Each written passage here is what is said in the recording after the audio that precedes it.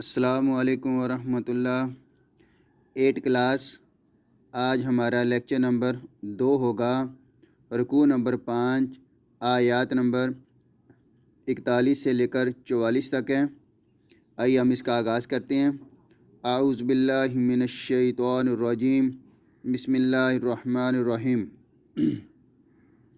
وَاعْلَمُوا، جانے رکھو، انما، بے شک، غنمتم، مال غنیمت، من شیئن، کچھ بھی، فَأَنَّ، پس بے شک، للہ، اللہ کے لیے، خُمُسَہُ، اس کا 5واں حصہ، وَلِلرَّسُول، رسول کے لیے، وَلِذِی الْقُرْبَى، قریبی رشتہ داروں کے لیے، وَالْیَتَامَى، یتیموں کے لیے، وَالْمَسَاکِین، اور مسکینوں کے لیے، وَابْنَ السَّبِیل، اور مسافروں کے لیے۔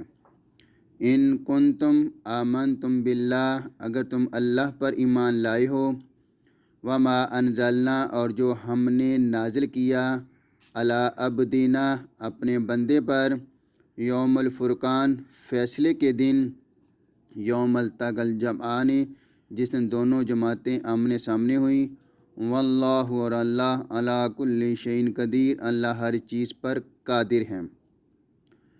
اذ انتم، جب تم تھے، بالعدوۃ الدنیا، جب تم وادی کے ایک کنارے پہ تھے، وہم بالعدوۃ القصویٰ، اور وہ دور کے ناکے پہ تھے، قصویٰ پرلا بھی کہتے ہیں، یعنی دوسرا دور۔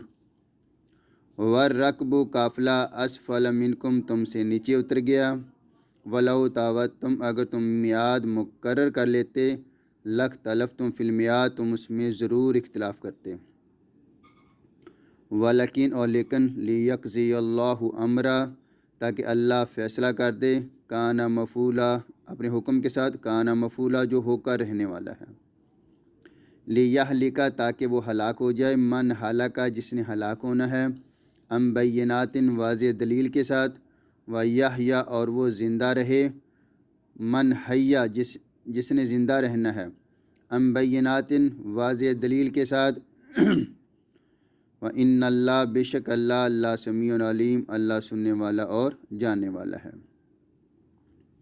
اذ یریکہم اللہ، جب اللہ دکھا رہا تھا، فی منامک، خواب میں، قلیلا، کم،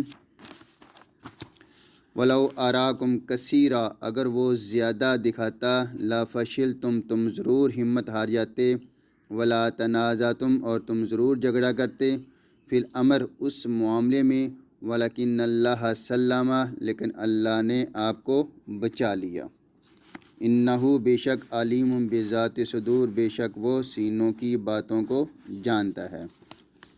اس یریکہم اللہ، جب اللہ دکھا رہا تھا، وَإِذْ یریکموہم، جب وہ دکھا رہا تھا، اذ التقیتم، جب تم آمنے سامنے تھے، فی اعینہم، تمہاری آنکھوں میں، قلیلا، کم، وَیُقَلِّلُکم، اور وہ کم دکھا رہا تھا، فی اعینہم، تمہاری آنکھوں میں، لیقضی اللہ، تاکہ اللہ فیصلہ کر دے، امرا، اپنے حکم کے ساتھ، کانا مفعولا، جو ہو کر رہنے والا ہے، وَإِلَى اللَّهِ تُرْجَعُ الْأُمُورُ، اور سارے کاموں کا رجوع اللہ ہی کی طرف ہے۔